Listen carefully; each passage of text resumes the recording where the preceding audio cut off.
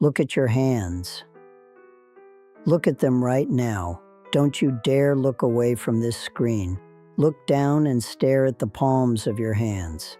They're smooth, aren't they? They're soft. They are hands made of wax, untouched, unblemished, entirely preserved from the brutal grind of real survival. Hands that never had to haul sacks of coal up 5 flights of stairs in a freezing Brooklyn walk-up before the sun even thought about rising. Hands that never bled, splitting their knuckles wide open, scrubbing the icy concrete of a tenement stoop in a winter that didn't know the meaning of the word mercy. Your hands are clean. And exactly because of that, they are absolutely worthless. Your hands touch nothing but illusions. They swipe all day long, feverishly over rectangles of cold, glowing glass.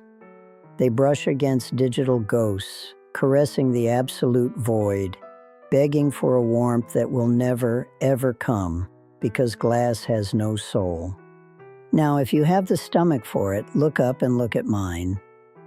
Look at this beautiful wreckage. Look at this bark. Look at these swollen veins, dark and twisted, tangling like the roots of an ancient tree over bones that are bone-tired and worn down to the marrow. These dark age spots on my skin, these calluses hardened like the cobblestones of the meatpacking district. These are not flaws you cover up with a filter. These are the days, the months, the decades spent fighting hand-to-hand against a city in a time that gave 0 handouts and took no prisoners. The thick dust you see dancing in this dark kitchen is the same dust I've breathed and swallowed on these New York streets for 91 years. My hands are dirty. They are stained with black soot, with grease, with the bitter sweat of the grind, with dried blood, and with real life. The immense, ferocious, unforgiving life that you haven't even grazed while you sit there in your overpriced apartment, genuinely believing you run the world with the tap of a finger. You people are terrified of the empty space. You have a physical, paralyzing terror of holding nothing in your hands and having nothing to show off to the crowd. But there is a lesson, a brutal truth that I learned a long, long time ago, and it was branded into my flesh. It was 1943. There was a cold that cut straight through to your bones, that biting wind howling off the East River that paralyzed the breath in your lungs before it even left your mouth. But the cold wasn't the worst enemy. The smell in the air, the one that stagnated in the narrow alleyways of Hell's Kitchen and inside the cramped, unheated apartments, wasn't the smell of winter or snow. It was the smell of hunger, true hunger. That invisible beast that eats your mind and your dignity long before it devours your stomach and hollows out your guts. That black desperation that makes you look at your own neighbor, your friend from the block, not as a human being anymore, but as a piece of meat, as a cruel obstacle standing between you and surviving until the next sunrise. In that cursed winter, when the New York sky was an oppressive ceiling of gray lead crushing down on our heads with no escape, something happened. An event consumed in the absolute pitch black of a moonless night that taught me the most sacred, unforgiving rule of existence: to possess nothing, to be the absolute master of your own abyss and your own silence, is the only way to truly own yourself. I won't tell you right now what happened in the freezing dark of that room. You're not ready yet. Your shoulders are far too weak to bear the weight of that memory. But know this: in that unbearable void, in that terrifying absolute lack of everything, I found a secret that made me immortal to the miserable games of men. And then I look at you. I look at your generation through these dusty blinds, and I feel a profound, aching pity. I look at your gilded misery, Your absolute poverty dressed up in designer labels. You are beggars. Yes, you are nothing but miserable panhandlers begging for glances. You drag yourselves through your days, exhausted and neurotic, pleading on your hands and knees for the spare change of a distracted swipe. You are literally terrified by the idea that you might cease to exist if there isn't a stranger's eye to certify you, to stamp your ticket and give you permission to breathe. You took the most sacred thing you owned, your intimacy, the quiet, closed rhythms of your own home, and you turned it into a flea market on the sidewalk. You put yourself in a storefront window on Fifth Avenue, selling your soul to the lowest bidder for the fake inflated currency of someone else's approval. What an unspeakable horror. What a disgusting, desolate horror your everyday life has become. You've reached the point where you have to show your plate to a camera before you take a bite, as if the food loses its flavor, as if it cannot nourish your body without the drool of a stranger's envy on it. You have to broadcast the view from your vacation because a blood-red sunset over the skyline has no color, no beauty anymore, if it isn't validated by someone who isn't even there. You've stooped so low as to put your kisses, your love, your embraces, even your own children on a display rack. You spit out your bleeding soul to feed a faceless mob, a pack of digital shadows, convinced in your supreme, arrogant ignorance that this noise makes you alive. You aren't alive. You are empty shells. Empty, dry, fragile shells echoing in the blackest void, pitifully hoping that an artificial echo will answer you back. But that echo won't save you from your abyss. You are surrounded by thousands of fake friends, and yet you have never been so entirely, desperately alone, curled up crying in the dark of your bedrooms. Your face is lit only by the cold, ghostly glow of a rectangular screen. You have nickel and dimed the sacred, unfathomable mystery of the human soul, trading it for a cheap window display of meat, narcissism, and vanity. We back in our day knew the specific weight of silence. Silence wasn't an annoying, empty space you had to compulsively fill with useless chatter, cheap music, or fleeting images. Silence was a temple. It was an impregnable fortress. I remember well when my brother died. It was the post-war era, a time of physical and moral rubble across the world. There was no public screaming. There were no theatrical wails thrown into the middle of Times Square to hustle for the pity and compassion of passers-by. Grief was a deadly serious matter. It was a matter of dignity, of blood, and of supreme respect. My mother didn't say a single word. She stood up slowly, her spine straight as a steel beam, and she pulled down the heavy shades of this exact kitchen, one by one. The dark swallowed the room, and the dark swallowed us, for 3 years. 3 long, endless years where we wore nothing but black. The rough, heavy fabric of strict mourning scratched our skin constantly, a physical memento mori that reminded us with every single breath who we had lost and who was never coming back. And in this apartment for 3 years, no one laughed, no one hummed a tune. The words spoken were rationed, weighed one by one like solid gold. But in that darkness, in that heavy, leaden silence, there was a devastating power that you, the lost drifters of the new millennium, will never, not even remotely, begin to understand. There was an unwritten blood oath. I remember when my father gave his word to settle a massive debt hanging over our family's head. He didn't call a lawyer, he didn't sign a contract, he didn't make a public post. He showed up in a dark alley off Mulberry Street, looked a very dangerous man, dead in his pitch-black eyes, nodded slowly in absolute silence, and turned his back. That tiny gesture, was worth more than his own life. A word given in silence was a debt of blood, an unbreakable chain. But your words, shouted and typed compulsively every single day on those glowing walls, are dust. They are worse than ash, because at least ash leaves a stain. The digital wind scatters them into the void before the streetlights even come on. You talk, you type, you scream, you hustle, and at the end of the day, you have said absolutely nothing. We kept our mouths shut, and with that silence, we stopped the world, we moved mountains, and we bent destiny to our will. You still haven't figured out what true wealth is, have you? You believe in your childish, naive little minds that it's abundance.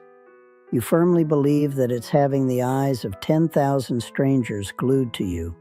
The view count skyrocketing, the pathetic illusion of being admired and loved by people who wouldn't even recognize you if they bumped into you on the subway. You are insane. You are just inmates locked inside an asylum the size of the globe, an asylum with no walls that you refuse to escape from. The true, incalculable wealth of a human being is having secrets. Having rooms inside your soul locked with a deadbolt. Underground vaults where no one, and I mean absolutely no one, will ever, under any circumstances, set foot. Having fiercely powerful memories that were never captured in a stupid photograph. Earth-shattering kisses that were never gossiped about over brunch. Lacerating, bone-deep pains that were never broadcasted to a screen.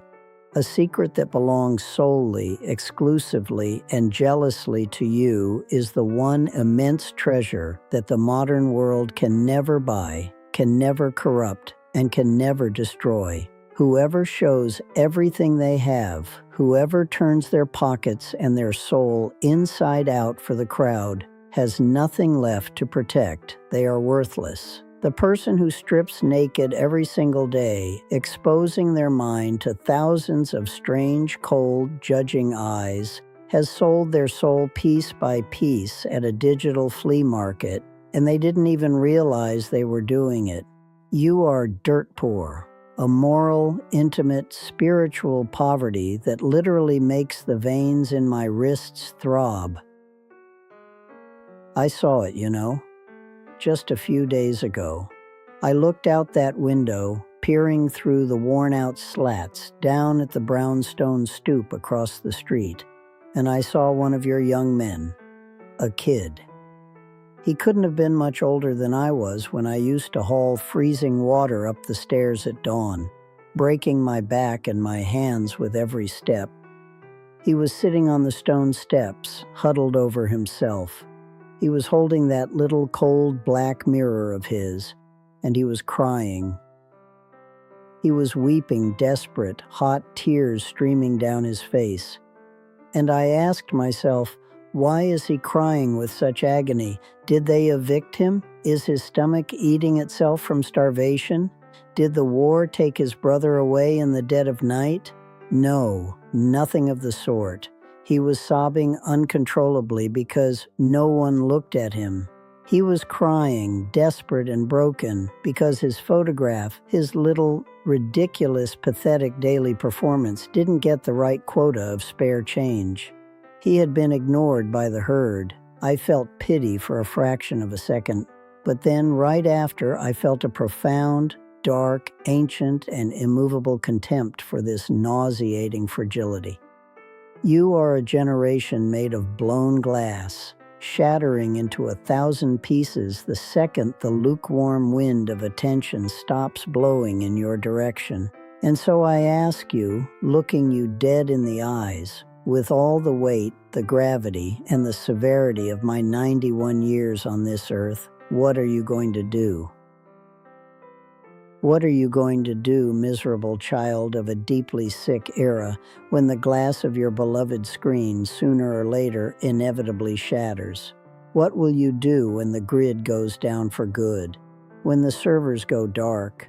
When the digital approval evaporates like morning fog over the Hudson River in August, and you are left completely alone. Alone, in the deafening, true silence of your room. Alone with your naked soul and your hostile shadow clinging to your heels. Who will you actually be when absolutely no one is looking at you anymore? I'll tell you who you'll be. You will be nothing. A pale ghost who never in their entire life learned how to grow a spine and inhabit a body. But right in the absolute center of nothingness, I found life and immortality. I take you back to that night in 1943. The cold out on the avenues was literally splitting the pavement and freezing the blood. Hidden down in the dark, damp cellar of our building was a man, a fugitive, a hunted man who reeked of fear and stale sweat. My father had hidden him down there, risking our very lives. If the wrong people had found him, they would have put us all against a brick wall and shot us without even letting us pray. We had no food.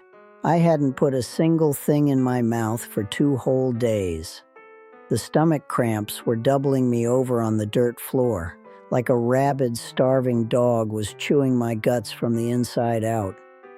My mother, frantically rummaging through the bottom of a moth-eaten wooden cabinet, found a crust of bread, an old, stale piece of rye, hard as the bedrock of Manhattan. She brought it down to the cellar. It was just the 4 of us. Me, my father, my mother, and that stranger with the wild, terrified eyes. My mother broke that rock of bread into 4 tiny, miserable pieces. We looked each other in the eyes, faces hollowed out, eye sockets black. Not a single solitary word was spoken or whispered in that cellar. There were no tears of gratitude. There were no prayers declared out loud. There were no theatrical scenes of pity. In the pitch black, barely illuminated by the flickering of a dying tallow candle, I looked at the man. Then I looked at my bread, and I gave half of my already microscopic, insignificant ration to that stranger, because he was worse off than me, because he was dying. That hard crust of bread saved his life and gave him the strength to slip away into the alleys the next morning. And you know what the punchline is? No one ever knew. No neighbor, no gossiping relative, no priest, nobody in the whole damn world ever knew that on that night, in the absolute depths of despair, terror, and starvation, we had committed the highest, purest, most tragic act of humanity. We never even spoke about it among ourselves after it was all over. That is what it means to totally possess yourself. That is what it means to have a fierce, intimate secret that is worth vastly more than 1,000 lifetimes spent broadcasting your fake plastic virtue to the masses. True freedom, kid, isn't being seen, recognized, and applauded by everyone. True freedom, the supreme, ancestral, bulletproof, absolute freedom, is being proudly untouchable. It is being completely invisible and entirely deaf to the useless noise of the world. And now listen to me carefully. Listen to me with every fiber of your being. I do not want your pity. I don't want you nodding along with a fake smile, and I couldn't care less about your empty approval or your likes for my words. I want a blood oath from you, an oath made to yourself. If you have even a microscopic crumb of dignity left clinging to your bones, if a single ounce of the ancient, severe strength that built this city still runs in your veins, go down below. Write in the comments, slowly. Not like you're tapping on a piece of glass, but as if you are carving these words with your bare hands into the headstone of your own vanity. Give me an answer to this single, definitive, brutal question. What is the one precious thing in your life that, starting today, you swear you will never show to anyone ever again? Make your promise. Seal your pact in the middle of all those strangers, and then have the guts to turn off this screen and learn how to live finally in the sacred, unforgiving rigor of silence.